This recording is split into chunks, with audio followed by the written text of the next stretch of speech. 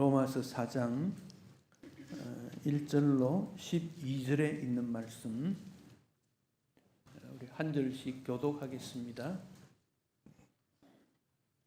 그런즉 육신으로 우리 조상인 아브라함이 무엇을 얻었다 하리요?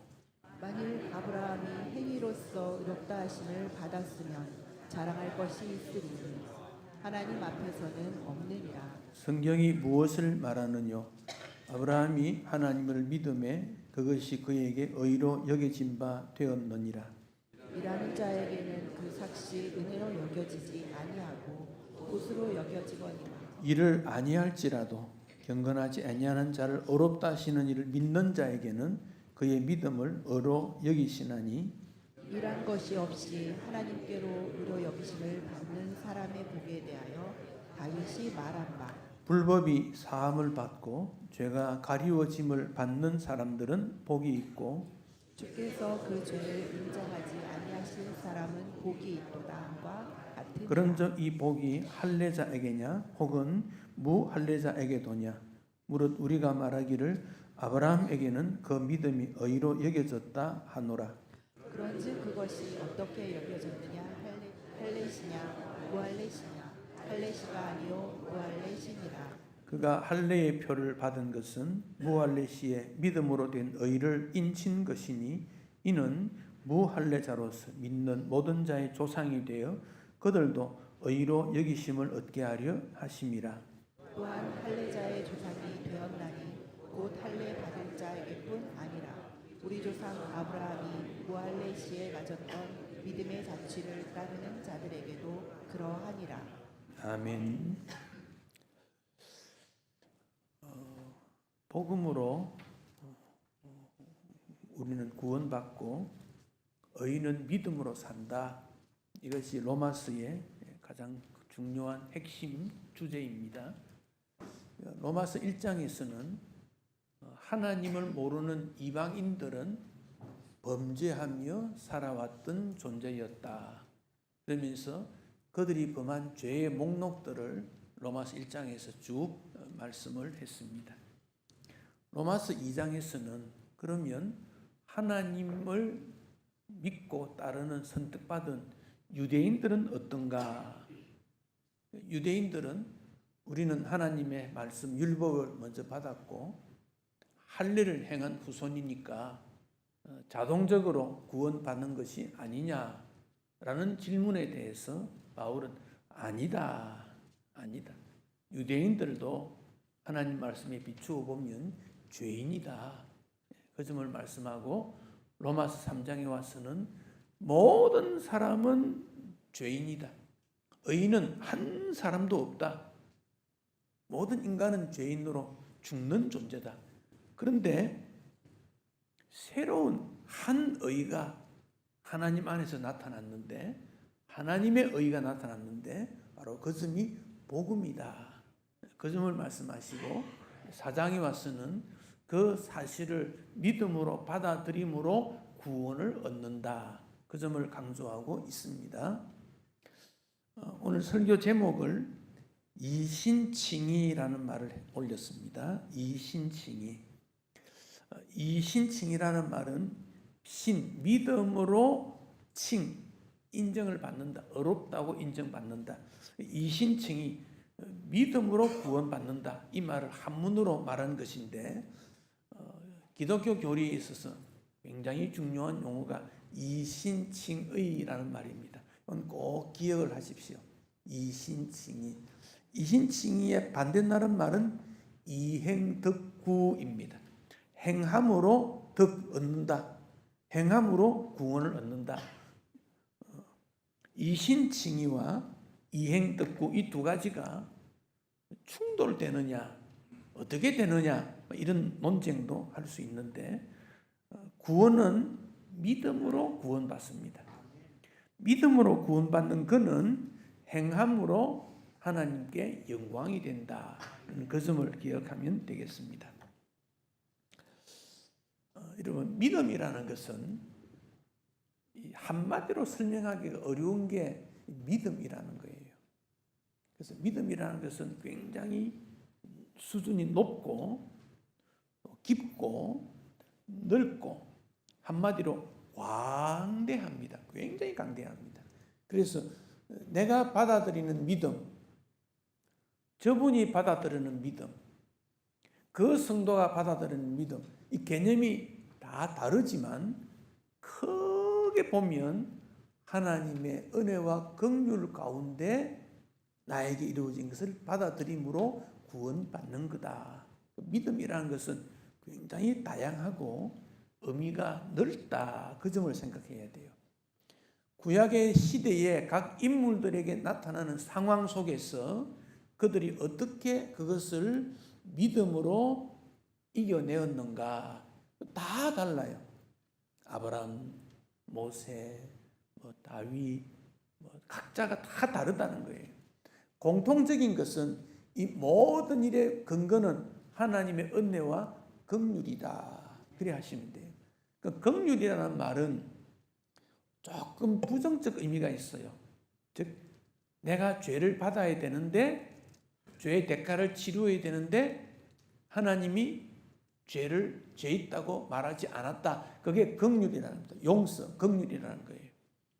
그것을 하나님의 은혜라. 하나님의 은혜는 조금 적극적이고 하나님의 은혜는 좀 더 긍정적인 용어고 긍휼은 좀 부정적이며 소극적인 의미예요. 그 은혜와 긍휼 거의 같은 내용으로 보시면 돼요.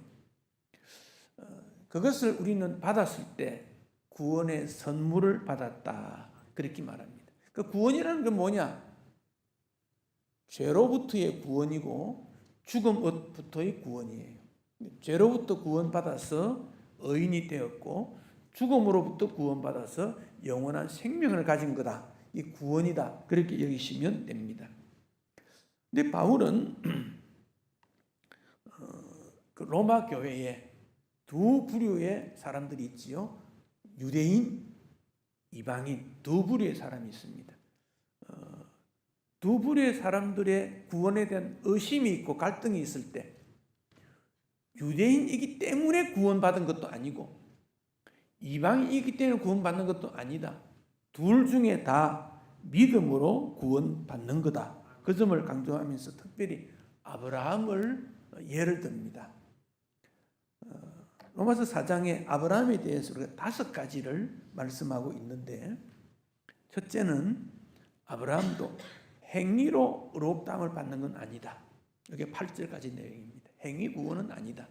두 번째, 할례 받은 것도 아니다. 세 번째, 율법 지킴으로 의롭다함을 받은 거 아니다. 그럼 뭐냐? 믿음으로 의롭다함을 받은 거다. 그래서 아브라함이 행위나 할례 받음이나 율법 지킴이 아니라 믿음으로 의롭다함을 얻었다면 그 근거에 의해서 우리도 믿음으로 구원받는 거다. 바로 그 점이 로마서 5장입니다.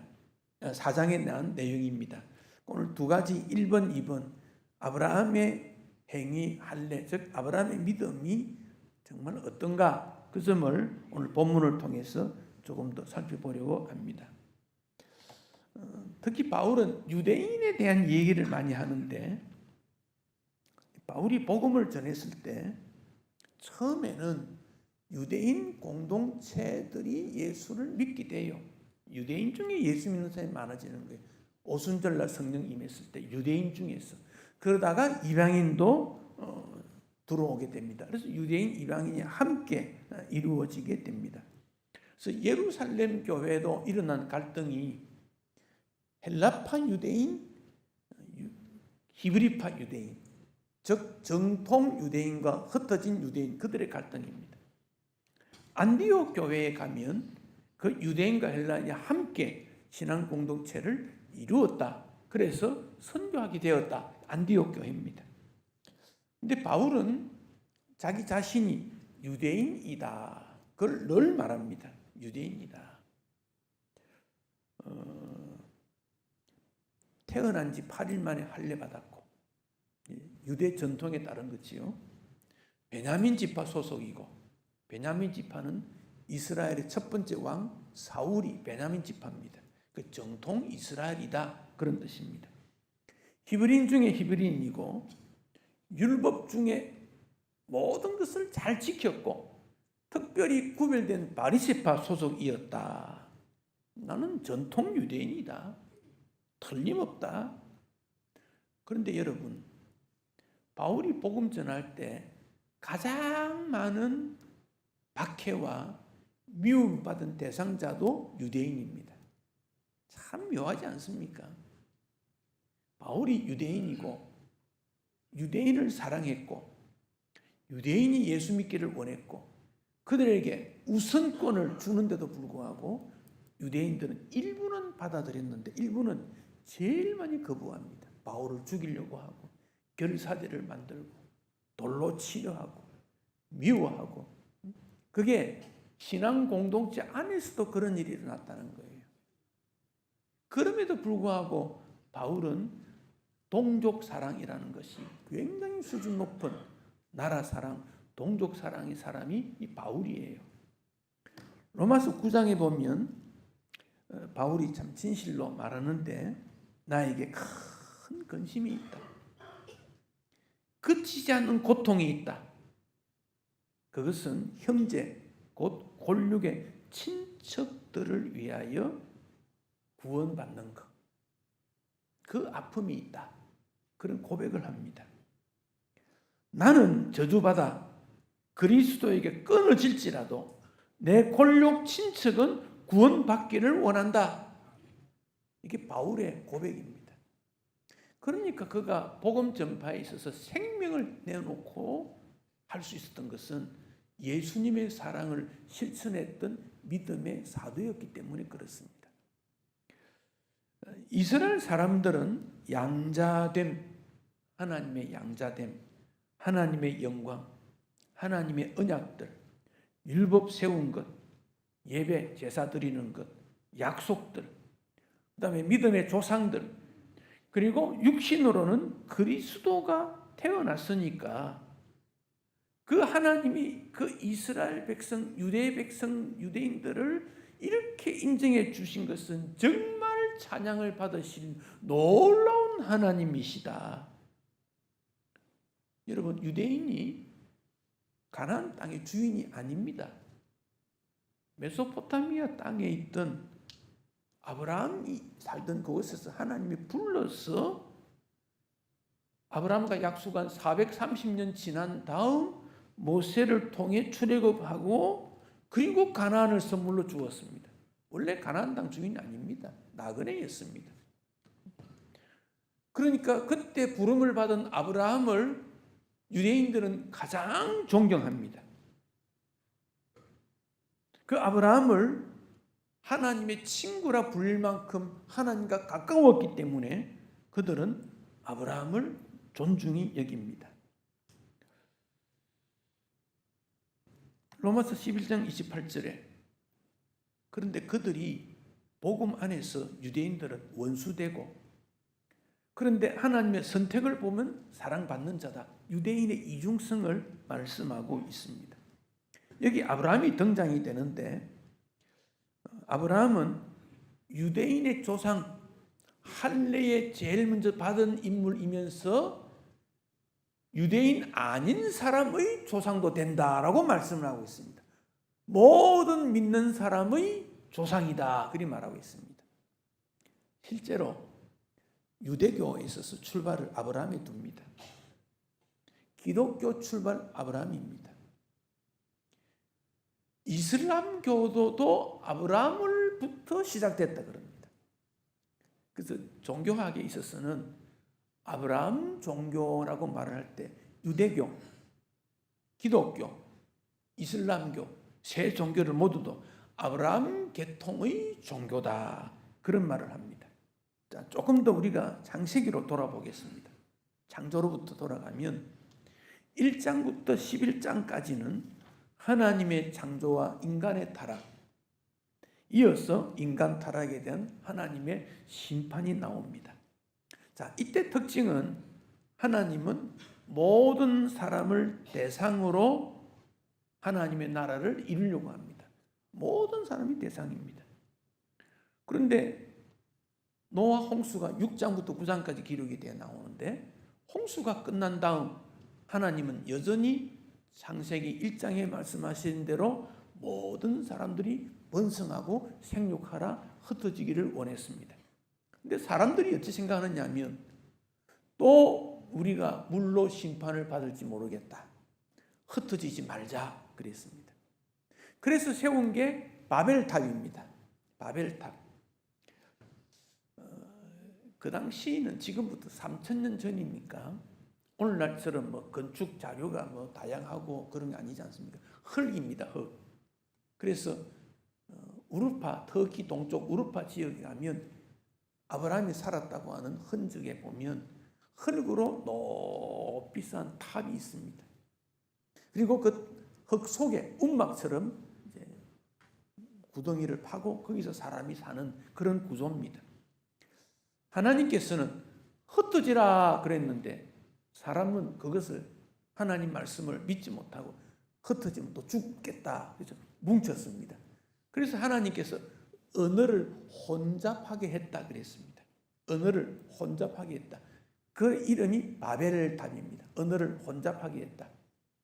그러면 하나님의 나라 역사는 끝이 납니다. 이제는 뿔뿔이 흩어졌으니까.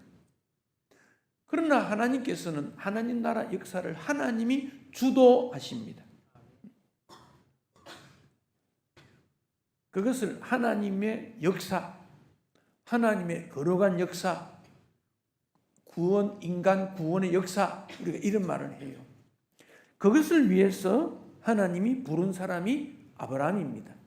그러니까 창세기 11장까지 앞에는 하나님은 모든 사람을 대상으로 하나님 나라 이루려고 했는데 사람들이 거부한 거예요.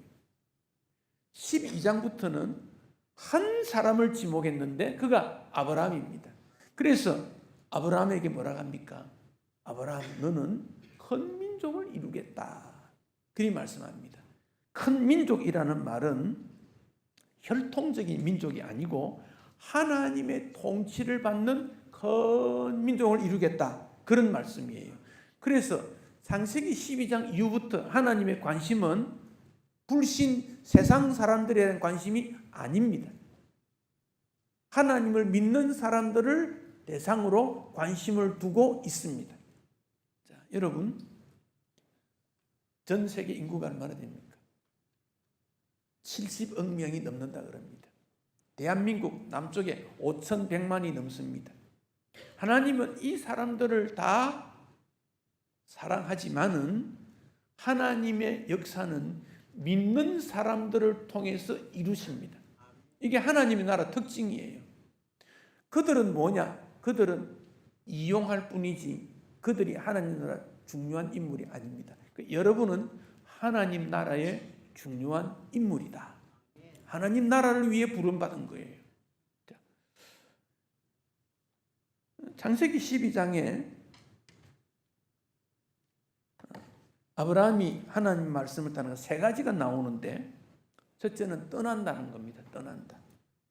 고향, 친척, 아버지 집을 떠나 내가 너에게 보여줄 땅으로 가야 된다. 떠나라. 자, 고향은 삶의 뿌리를 내렸고 익숙하고 편하던 곳입니다. 자, 믿음은 이런 내가 익숙한 세상을 떠나서 미래를 향하여 믿음으로 도전하는 것, 그게 믿음입니다. 자, 여러분 꼭 기억하십시오. 내 생각, 내 삶의 방법, 내 방법대로의 섬김, 그거 하나님 원하지 않습니다. 그 떠나야 됩니다. 내 생각을 떠나야 됩니다. 여러분 기도 왜 합니까? 기도하는 이유는 하나님의 뜻이 무언가를 찾는 게 기도거든요. 하나님 이것 주고 저것 주고 건강하게 하고 잘되게 하고 그건 이방인들도 하는 겁니다. 그건 참다운 기도가 아닙니다. 기도는 하나님의 뜻이 뭐냐는 거예요. 하나님의 뜻이 뭐냐. 그럼 우리에게 필요한 건 무엇입니까? 하나님이 알아서 하실 일이지 그거 신경 쓰지 말라는 거예요. 먼저 그의 나라와 그의 의를 구하라. 그게 하나님의 뜻이지 먼저 너희들이 사는 거 걱정해라. 그 말 안 했다 그 말이에요. 그 떠나라는 말은 일상적인 나의 목적에서 떠나서 하나님의 목표로 전환해라. 그게 떠나는 거예요. 그러면 무엇을 향하여 가야 됩니까? 너를 통하여 큰 민족을 이루도록 하겠다. 큰 민족, 혈통이 아니라 국가 개념이 아니라 하나님의 나라라는 것. 내가 너희를 통하여 이루게 될 것이다. 그러니까 하나님이 이루시겠다는 거예요. 미래 계획에 대한 선포입니다. 하나님의 나라를 이루겠다. 여기에 우리가 부름받은 것이니까 여기에 순종하는 일입니다. 동시에 약속합니다. 너의 이름을 창대하고 복이 되도록 하겠다. 약속입니다. 그런데 아브라함이 어떤 사람입니까? 그때 아브라함이 나이가 75입니다. 75입니다. 할 수 없는 일입니다. 그것을 사장 18절 이하에 나타났는데요. 아브라함이 바랄 수 없었다. 나이가 많지요. 늙었지요. 자녀 없지요. 고향 떠났지요. 아브라함이 지식이 많습니까? 돈이 많습니까? 없다는 말이에요. 바랄 수 없다는 겁니다. 그런데 하나님의 약속을 바라고 믿었다. 그걸 우리는 아브라함의 순종하는 믿음 그렇게 말합니다. 그리고 25년이 지나도 약속이 이루어지지 않았는데 100세가 되었는데 육신적으로 죽은 것 같은데 아브라함의 믿음은 더 견고해졌더라. 더 견고해졌더라. 그래서 하나님 앞에 영광이 되었으니 하나님께서 그 아브라함의 믿음을 의롭다고 인정해 주었고, 아브라함을 의롭다고 인정해 준 그거는 오늘 우리도 의롭다고 인정해 주는 방편이다. 그렇게 말씀하고 있습니다. 여러분, 율법이 언제 주어졌습니까? 누구를 통해 주어졌지요? 모세를 통해서. 모세는 언제 사람입니까? 아브라함보다 430년 후대입니다. 500년 정도 지납니다. 그러니까 율법은 아브라함에게 주어진 게 아닙니다. 할례는 아브라함 때부터 됐지만 율법은 모세 때 주어진 겁니다. 근데 유대인들은 뭐라고 생각합니까? 우리의 조상이 할례를 받았으니 할례를 받음으로 구원받는 게 아니냐. 여기에 대해서 11절에서 그가 말합니다. 할례표를 받은 것은 그가 아브라함입니다. 할례를 받은 것은 무할례 때, 할례 받지 않았을 때 믿음으로 된 의로움을 인정받은 것이다. 할례 받기 전에 하나님 약속의 말씀을 받은 것이지 할례 받은 후나 할례 받음으로 이루어진 게 아니라 그 앞에 이루어진 게 아니냐. 그래서 아브라함이 할례라는 것은 약속이 먼저고 뒤에 할례가 일어났다 그런 말이에요. 오늘날도 세례 받음으로 구원받는다고 주장하는 교파가 있습니다. 세례라는 것은 구원받음에 대한 확증이요 정표지 세례 받음으로 구원받는 게 아니라 그 말이에요. 단 세례 받음으로 교인이 되었음을 확증하고 교회의 회원이 되고 은혜 받음에 대한 정표고 그 증거라 그 말이에요. 구원은 어떻게 이루어지는가? 믿음으로 이루어지는 거다. 그래서 1절에서 질문을 합니다. 그런즉 육신으로 우리 조상인 아브라함이 무엇을 얻었다고 하겠습니까? 즉 아브라함 구원에 대해서 우리가 내릴 수 있는 결론은 무엇입니까? 아브라함의 구원을 통해서 우리가 알 수 있는 것은 무엇입니까? 질문이 그 말입니다. 3절에서 대답합니다. 그러면 바울이 성경이 무엇을 말하느냐? 성경이 말하는 인격 사람으로 이렇게 비유한 거지요. 아브라함이 하나님을 믿었기 때문에 의로 여김을 받은 것이다. 구제와 선행을 많이 했기 때문에 아니라는 겁니다. 믿음으로 구원받은 것이다. 여러분, 착한 행동 쉽지 않습니다. 매우 어려운 겁니다. 다른 사람을 도와주고 격려해주고 배려해주는 것도 굉장히 어려운 일입니다. 그러나 그것으로 구원받는 건 아니다. 왜? 착한 행동은 성령으로 말미암은 구원받은 자의 열매이지 그것으로 구원받는 건 아니다. 그러니까 구원받는 믿음이 먼저고 그 다음 착한 행실이 따라서야 된다. 그 점을 강조하고 있습니다. 만약 아브라함이 행위로 어렵다함을 얻었다면 자랑할 것이 있을 것이다. 내가 이렇게 해서 구원받았다. 그런데 아브라함은 전혀 그런 내용이 없다. 자랑할 것이 없다.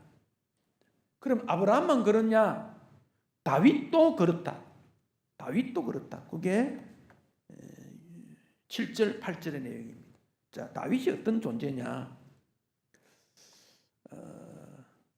우리가 아는 대로 왕이지만은 죄를 많이 지었습니다. 청문회 하면 부끄러워 얼굴을 못 들 겁니다. 계명 어겼지요.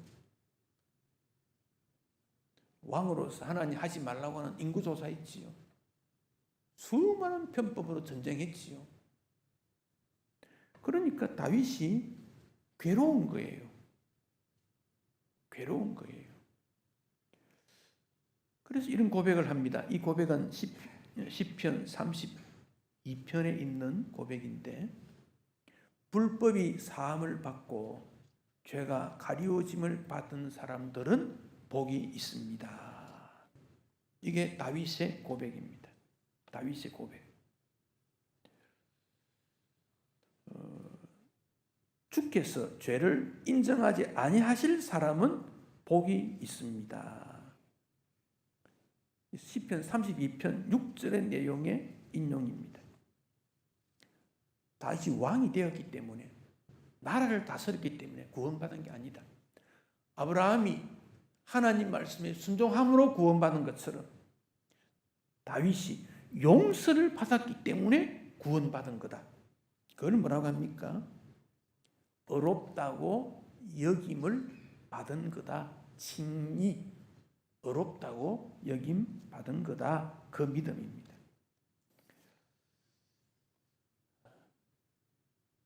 다시 한번 아브라함의 믿음을 정리해 보겠습니다. 5가지로 정리해 보겠습니다.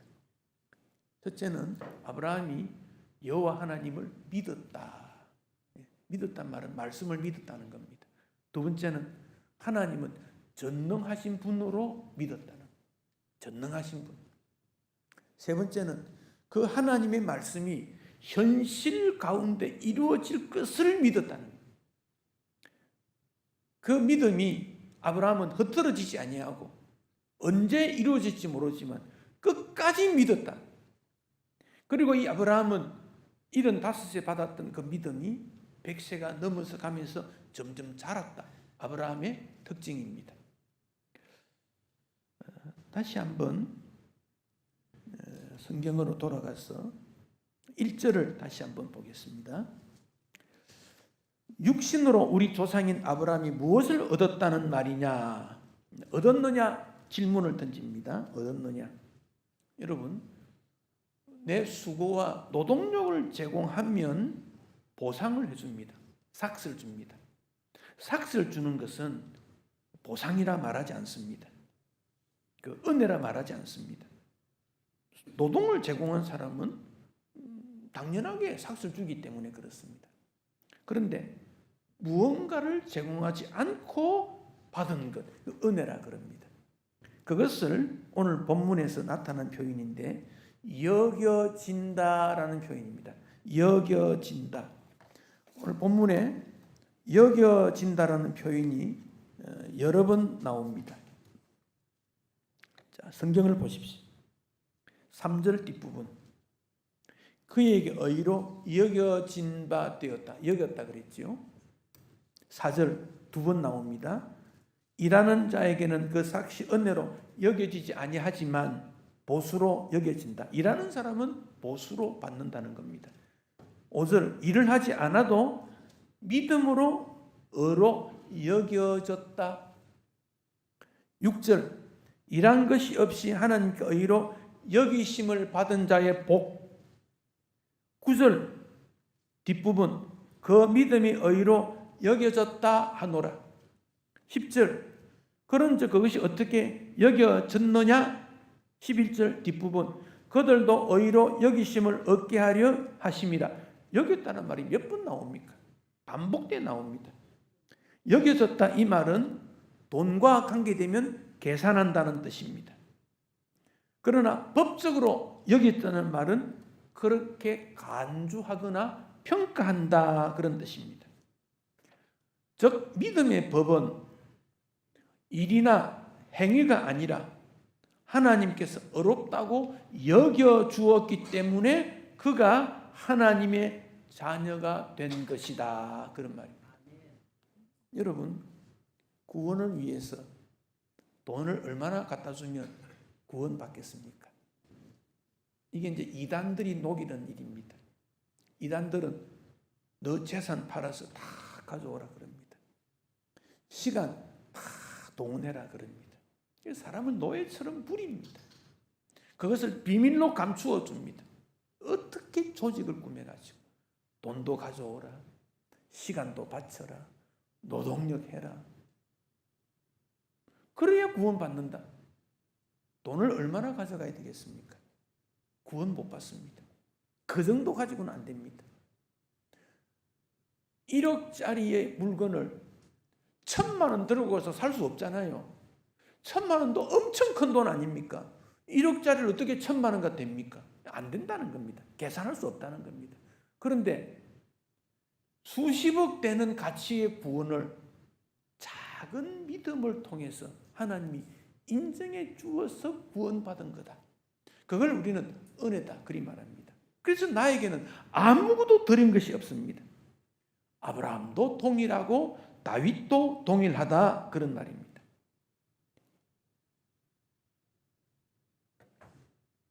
다윗의 고백입니다. 허물의 용서를 받고 내 죄가 가리웠자 이게 복이 있다. 무슨 복입니까? 어렵다함을 받은 복이다 그 말입니다.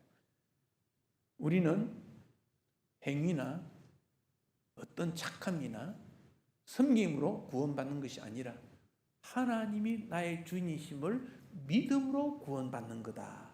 이거 놓치면 안 됩니다. 가장 중요한 일입니다. 그렇다면 용서받았기 때문에 우리는 의인답게 살아야 됩니다. 하나님의 백성답게 살아야 됩니다. 세상의 그 무엇을 비교하지 마십시오. 하나님 앞에 구원은 절대 가치입니다. 상대 가치가 아닙니다. 이 정도 아닙니다. 절대 가치입니다. 여러분이 하나님의 부름을 받았다는 말은 하나님의 축복의 대상입니다. 그렇다면 축복받는 삶을 살아야 이 땅에서도 축복받고 영혼도 구원받는 놀라운 은총이 있습니다. 하나님의 축복을 받았는데 복받은 사람으로 행동이 드러나지 않는다는 것은 정말 구원받은 것인지에 대해서 의문을 던져야 될 필요가 있습니다. 누가 그랬습니까? 사울 왕이 그랬습니다. 가룟 유다가 그랬습니다. 구원받은 줄 알았는데 결과적으로 구원받지 못한 존재가 되고 말았습니다. 의인이라는 말은 구원받았다는 말은 구원받았기 때문에 내 삶의 전부를 주를 위해서 그걸 사명이라 그럽니다. 섬김이라 그럽니다. 하나님의 축복 대상자라고 말합니다. 하나님의 자녀됨과 구원에 우리는 늘 감사해야 되고 내 시간, 재능, 나의 것이 아닙니다. 주님의 것입니다. 주님을 위해 산다는 겁니다. 믿음 실천자가 되어야 합니다. 아브라함처럼 주의 말씀에 순종하고 믿음으로 순종해서 놀라운 축복의 명성을 얻었고 그 후손이 되어야 되겠다는 사람들이 된 것처럼 여러분이 지금의 아브라함이 되시고 아브라함처럼 살아서 하나님의 친구라는 칭찬도 받고 주의 뜻을 이루는 행복한 그리스도인 되시기를 축복합니다.